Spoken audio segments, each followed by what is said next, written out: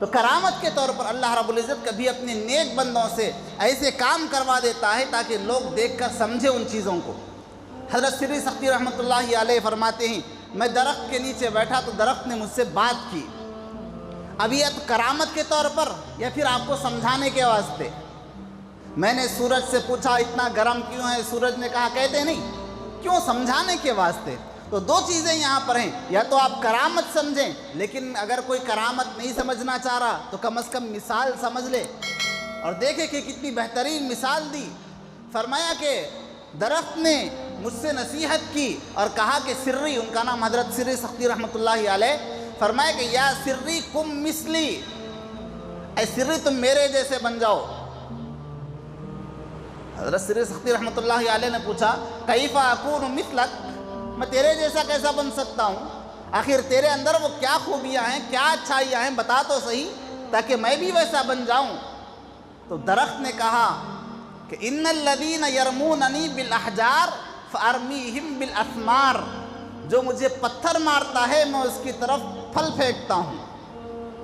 میرے جیسے بنو، بننا اگر ہے تو برا کہنے والے کے ساتھ برا مت کرو۔ رسول اللہ صلی اللہ علیہ وسلم نے تمہیں یہی تعلیم دی کہ واعف عمن ظلمک سل من قطعک، جو تم سے رشتہ توڑے تم اس کے ساتھ رشتہ جوڑو، جو تمہارے ساتھ ظلم کرے تم اس کے ساتھ معافی کا معاملہ کرو۔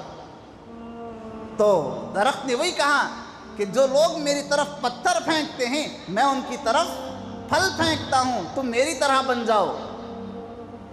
سری سختی رحمۃ اللہ علیہ نے آگے کا جو سوال کیا، پوچھا کہ ماشاءاللہ تیرے اندر تو بہت اچھی عادت ہے، لیکن مجھے یہ بتا اتنی اچھی عادت ہونے کے باوجود، جھاڑ سے پوچھا اتنی اچھی عادت ہونے کے باوجود تو اتنا اچھا ہے، لیکن پھر تیرے کو کاٹ کے تیرے لکڑیاں لے جا کے آگ میں کہیں کو جلاتے ہیں۔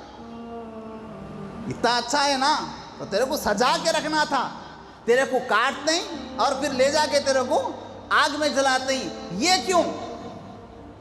بڑا قیمتی سوال حضرت سری سختی رحمۃ اللہ علیہ نے کیا، اور وہ جواب ہے وہی اصل جواب میں آپ کے سامنے رکھنا چاہتا ہوں۔ تو اس نے کہا کہ سری سختی میرے اندر ایک اچھائی تو یہ ہے کہ جو پتھر مارتے ہیں میں ان کو پھل دیتا ہوں، لیکن میرے اندر ایک بہت بڑی برائی بھی ہے۔ پوچھا کہ وہ کیا؟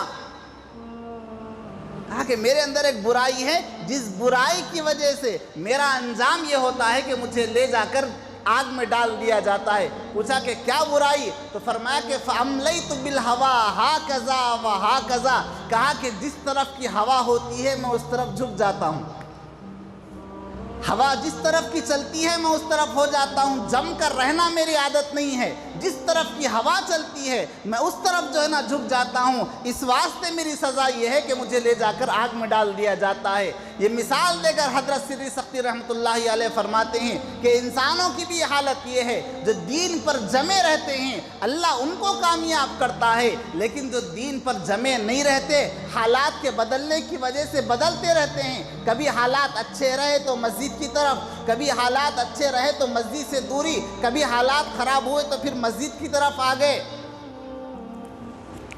پاور رہا، طاقت رہی، عہدہ رہا، اللہ کو بھول گئے، پاور گئی، طاقت گئی، عہدہ گیا، اللہ کو بھول گئے، پھر اللہ یاد آنے لگا، پھر اللہ کو بھول گئے۔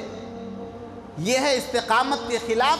فرمایا کہ جو اس طریقے کا عمل کرتا ہے اللہ اس سے ناراض ہو جاتا ہے، اس واسطے اپنے اعمال میں استقامت لانے کی کوشش کرنا ہے۔